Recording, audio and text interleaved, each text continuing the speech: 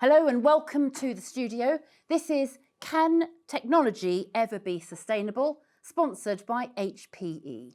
With me in the studio is Danny Attias. Danny, I'd like to start with you. How are team and leadership demands changing the way IT teams engage with sustainability? There's sustainability within IT, and there's a kind of the obvious stuff around data centers and laptops and mobile phones and so on. But then there's just the bigger sustainability topic around a business as a whole. And I think we are probably more being engaged on the bigger picture, which is good, and that's a good thing, rather than the kind of the micro element. I think it's important that sustainability forms a part of your organizational strategy, your technology strategy, your innovation strategy, your hiring strategy. It's got to be core to all of those components. And so I think that's harder to engage IT teams on all of that. It can be a little bit overwhelming, especially given the amount of digital transformation that's going on in every organization.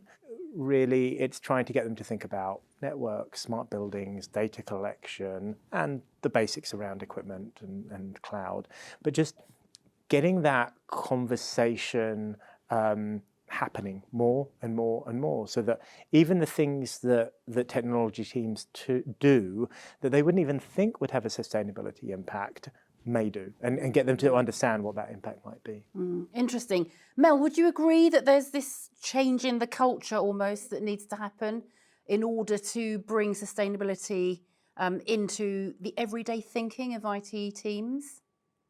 Absolutely. And we're seeing this with ESG efforts globally as requirements come down from regional or national governments, as well as the mandates that are being put on CEOs, CIOs, and groups to be able to reduce footprint, right? So there's two aspects that I look at this from, right? There's efficiencies, just like it was just noted, that you can make or otherwise, but then there's other segments in here, right? You've got transportation, you've got buildings, you've got infrastructure, shipping.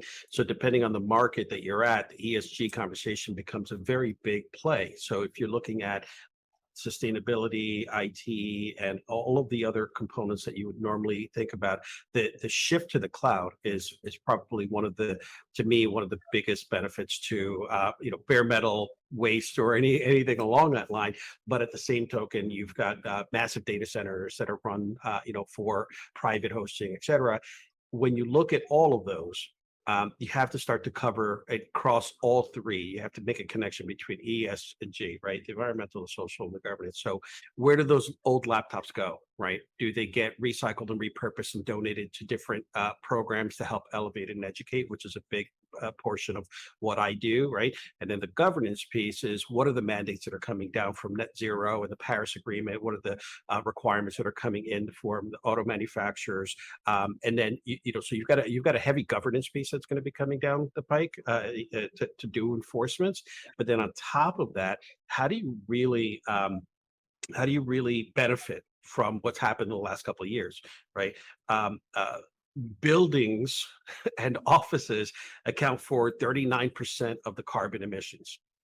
So we're in the office less, right? In a lot of areas globally. So are we helping that? Do we measure that? And how do we tailor that? Commuting, right? Where if you're a remote or hybrid scenario, the reduction in commute, can you benefit from that by calling that out as part of the ESG program? So there's so many different aspects to how that ties to IT, and I've got some prime examples of some of the groups that I'm working with in the container and transport industry that are actually trying to target leveraging technology innovations in order to reduce the waste. So it's an incredible topic.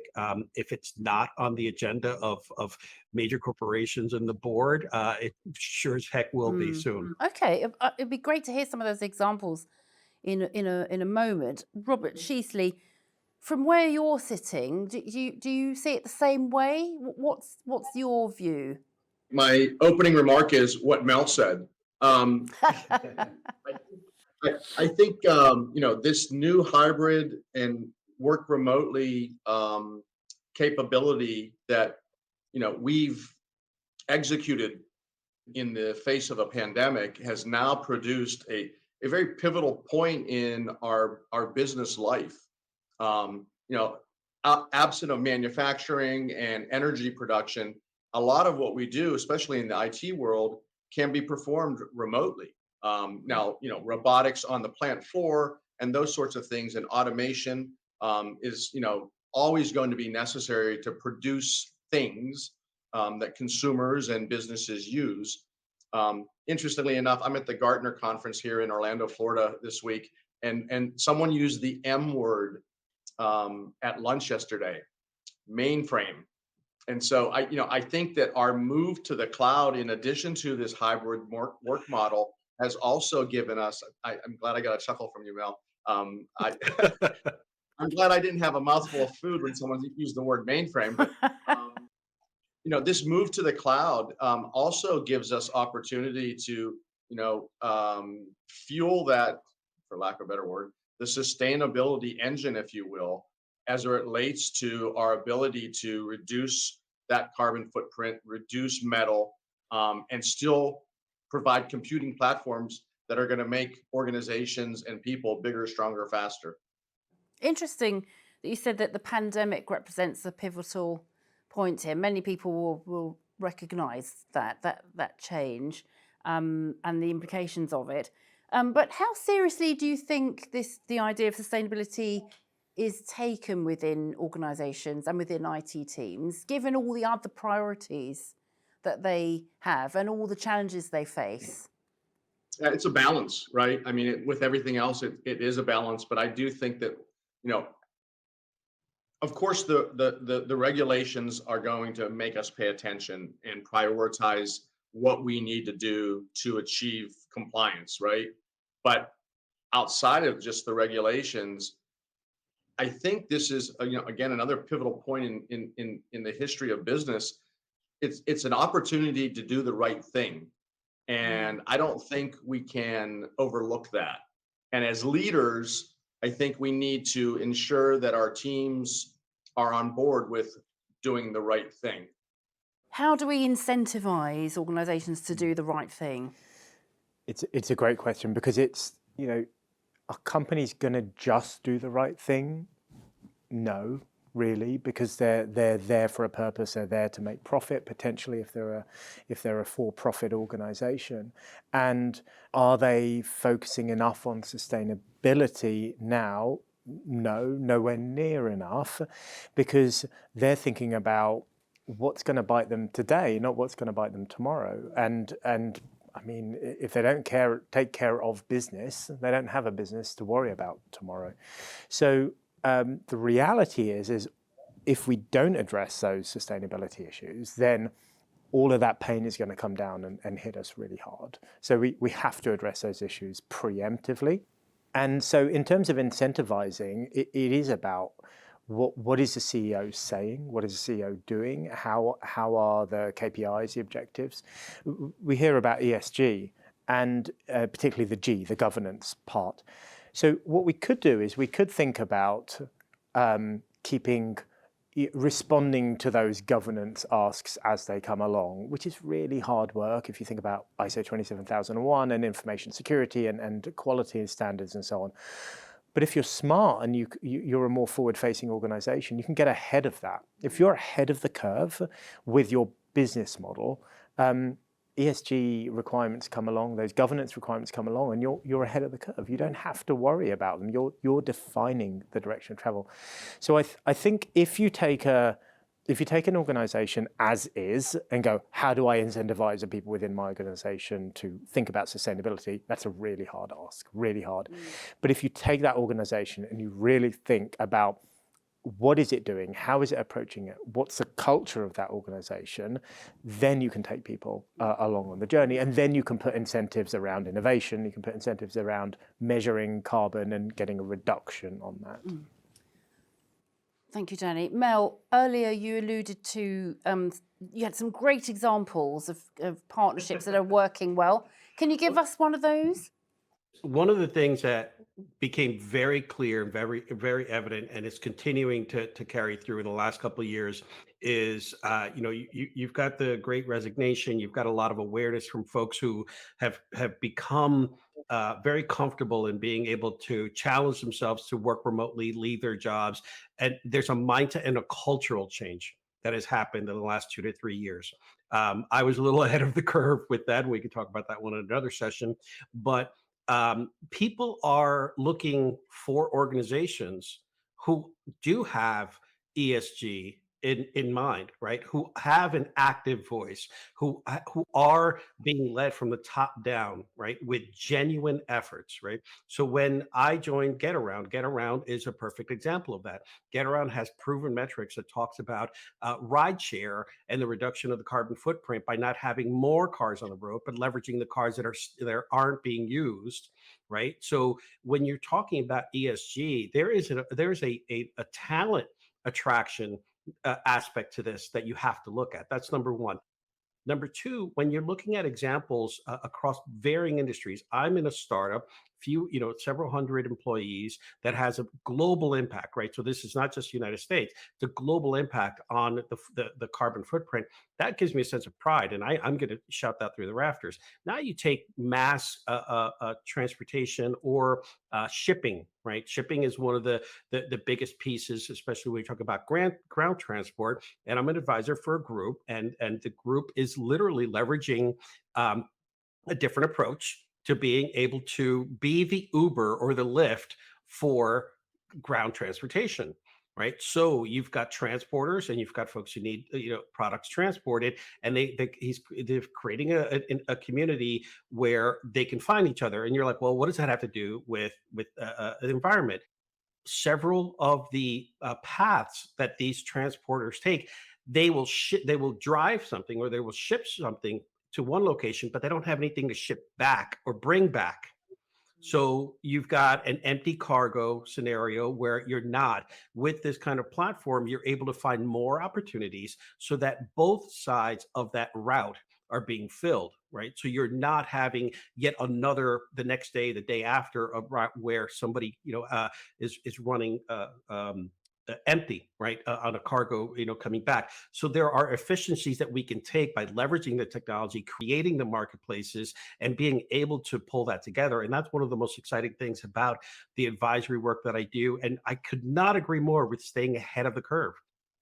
Look at what happened with GDPR. Look at what happened with CCPA, CPRA, and every other local or global compliance piece. Everybody started to scramble at the last minute. Holy shit, where's our data? How do we do this? How do we do that? How do we DSR, right? Guess what? If you were starting to get ahead of it and you had a good data classification, good data, sourcing and how to remove these things, it would have been a little bit of an effort, right? So getting ahead of it and using that as part of marketing. Hot damn, why would you not use that as part of your marketing? Like, we have a program here, people, and this is what we're doing, and this is what our plan is for 5 to 10 years. It's not, you don't have to invest billions of dollars now. It's a gradual cultural change. So to me, ESG is huge. It's going to be huge. It's going to be mandated. And just like 20 years ago, SOX was mandated. Why? Because we had an economic turmoil scenario. Now we've got GDPR, CCPA, CPRA. It's going to continue. Regulations, local and global, are going to force us there. Robert, I saw you nodding vigorously while Mel was explaining that example to us. What key things do you think you've learned or uncovered on your journey towards sustainability?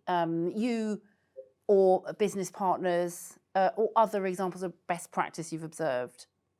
It is about the ecosystem, right? It's not just about our organization, although I love the comment about marketing your success in this area, because I think the consumer and potential employees are paying attention to this. The term KPIs were mentioned. The ability to shout from the rooftops success in any given area, ESG, being one of many, I think is an opportunity to market your organization as one that is serious about, moving the needle in these particular areas.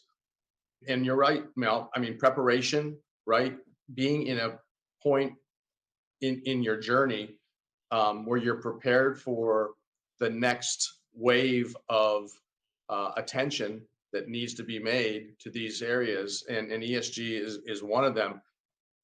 We go through the questionnaire review every year that I just responded to, and as I was responding to it, it made me think about the things that I need to put in my budget for 2023 and 2024, planning ahead to move the needle in these areas. And I want us to have KPIs that measure our success for ESG. And I'd like to see those KPIs with our vendor community, our partners, because I think the ecosystem is the answer, but everyone has to contribute into it. Can we talk a bit about the technologies that are enabling this? I think there's the very obvious cloud. Cloud was mentioned earlier. If you're not in the cloud already, what's going on? Yeah. And you can just assess the carbon reduction in those migrations, the efficiency and the flexibility. So, and always we can think about the really exciting stuff right at the edge, but actually, if you've got to get some of the basics right as well, not in terms of exciting technology, but data all the way. So what are you measuring? What do you know? How are you assessing your impact? What are the behaviors that your organization are taking? How are they influencing those outcomes? So just fundamentally. And then, there's some really exciting stuff around smart sensors, around video conferencing solutions and AR and VR, augmented reality and virtual reality, that helps break down some of those barriers, right? There's a difference between me being here in this room with you and not being in this room with you. And how do we start to break down those barriers? It's still very, very early stages, but I think if we can make sure we focus on the outcome that we're trying to achieve, we become more data literate, we become more clear on the opportunities ahead, then we can start to build up from there. So cloud, data, what about artificial intelligence? It's been described as a tsunami of change. It's going to hit the workforce and the whole world in quite a short space of time. Mel, what are your thoughts on the role of AI or any other technologies? That's the beauty of where we are right now, right? We spent the last 10 years building out incredible data lakes, data storage, and I call some of them data swamps, right?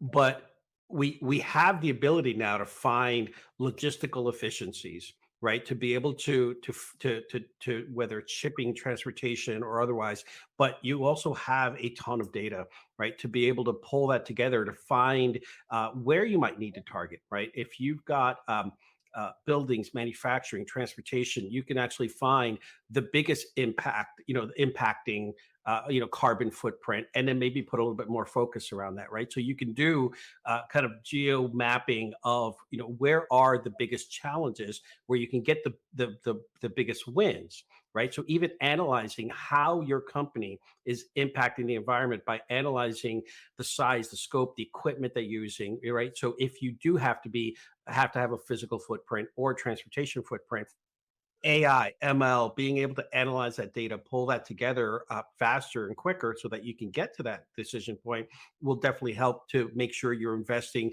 the probably very small budget, like Robert said, you're allocating budget, but how do you best use that? So leveraging those would be probably the best way to use the current technology, logistics, and data to be able to drive where you would make that investment.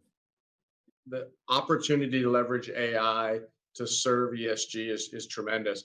In one area that we'll be exploring in 2023 is this idea of route optimization. So we're a home services company. We provide HVAC services, electrical, plumbing, water purification, heating, air conditioning. And so we have a metropolitan area in 26 geographic areas across the United States. Not international yet, but who knows what the future holds.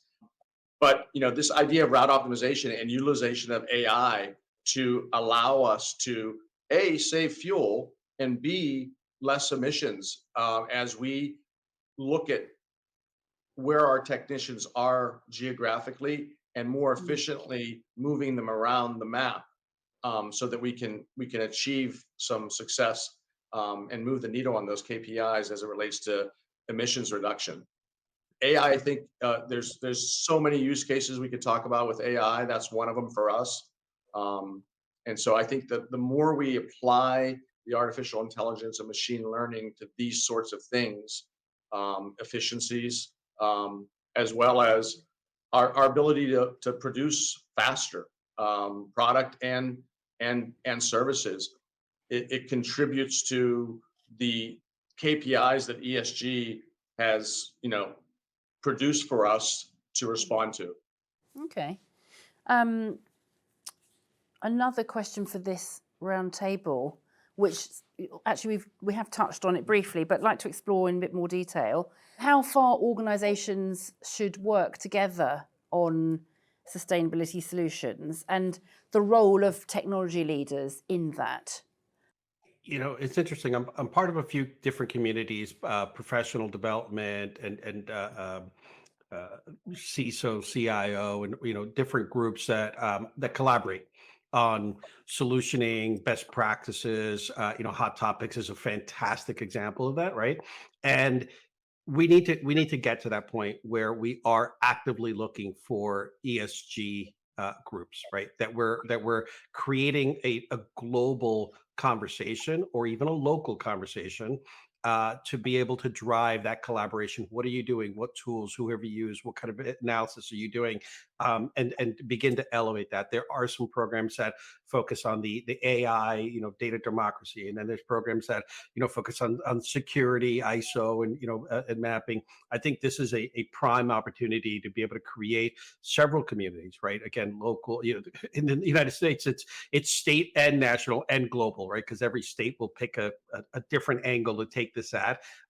So you really have a ton of opportunity to be able to be at the forefront leading this. So if your organization is already in the mix of having a program, creating a good consortium and a roundtable of folks that are trusted to have this conversation and lead the path with examples, with frameworks, with documentation, with programs is going to be vital for this to get the kind of traction and to make it easier for everyone else to kind of adopt. I feel almost bad asking this next question, bearing in mind we're at Hot Topics. But, is there some giving away of competitive advantage in working together? I mean, which is what we're doing at Hot Topics, actually. These conversations tease out problems and organisations come together. But is there any fear, Robert, do you think, among organisations about working together on these kinds of issues in terms of staying ahead of the pack? Indeed, I think there is a boundary that you want to be aware of, right? And business is business. It's a competitive sport. We have competitors in all of our geographic markets, and we in our organizations, our brands are leading brands in their geographic markets. And as an example, our Atlanta brand it leads Atlanta, and we only own 9% of the market share. So it is a very the competition is strong, but I think that setting those boundaries, I think is important. But you don't get, again, back to the ecosystem comment, and I'm glad you brought up competition too, because I didn't touch on that. I do think that your competitors are part of that ecosystem, but I think that you need to also make sure that from a business perspective, you're not sharing trade secrets that might damage your market share or erode that market share. It is a competitive sport, but we also have to find that balance between the contribution we're making to the better of the whole. And that's what I think we've been talking about here. It's not just a scorecard, but doing the right thing. And I think that if you do the right thing, good things will happen. Sustainability is part of a solution to an existential threat, actually, isn't it? It's bigger than competition, isn't it? Mm-hmm. We have to do this to survive. What do you think the role of technology leaders is in this sphere? So just to expand on it a little bit based on the previous question and then into the technologists, no one gets a monopoly on trying to save the world, right? That doesn't become your competitive advantage in spite of others doing it, right? It can be a competitive advantage, that's great, but you wouldn't want to be withholding that intellectual property effectively. And as you say, it's a global existential threat, so no one organization is going to be able to do it. So you have to join up forces to be able to address that issue. Technology leaders, the solutions will come from innovation. Innovation relies on technology. So there is the kind of a connectivity across the board. And also IT leaders, technology leaders are really well connected. Take this, for example, we're really well connected. So often we'll be in a conversation and say, oh, such and such organization are doing. You go, oh, well, I know the CIO there. Let's pick up the call, have a conversation. What are they doing? And I find generally in that sphere, we really are sharing and collaborating as much as we can on all sorts of topics, not just sustainability. So I think the role of the technologist is twofold. One is the network and that ability to share and influence. And then the other one is the data, the AI, and the fact that technology is definitely part of the solution. Well, fascinating discussion. We've come to the end of our roundtable. Thank you very much to our three speakers. And thank you for watching and joining us at the studio.